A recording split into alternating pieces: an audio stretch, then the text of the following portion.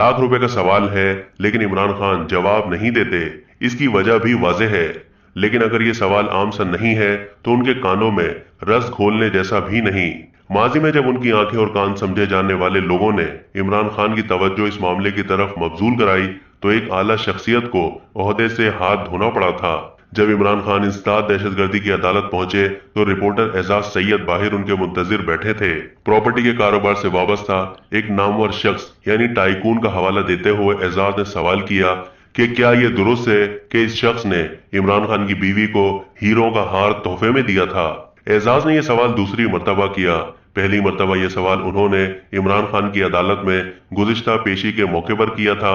वाज़े तौर पर लगता है कि इमरान खान इस सवाल के लिए तैयार नहीं थे, और जब एजाज ने बार बार सवाल किया तो साबिक वजीर आजम का जवाब था, खान साहब ये फरमाएं कि आपकी अहलिया पर इल्जाम लगा कि उसने मलिक रियाज से हीरों का हार लिया उसने हीरों का हार बताएं। हाथ निकाले हीरे सस्ती चीज है, किसी महंगी चीज की बात करो। इमरान खान ने इल्जामात की सेहत से इनकार किया और ना तस्दीक की। ताहम इस मामले के पीछे जो कहानी है वो 3 साल पुरानी है। जून 2019 में खुफिया एजेंसी के सरबराह ने उस वक्त के वजीर आजम इमरान खान को एक दस्तावीज पेश की जो बुशरा बीबी और फराह खान के मुतालिक थी।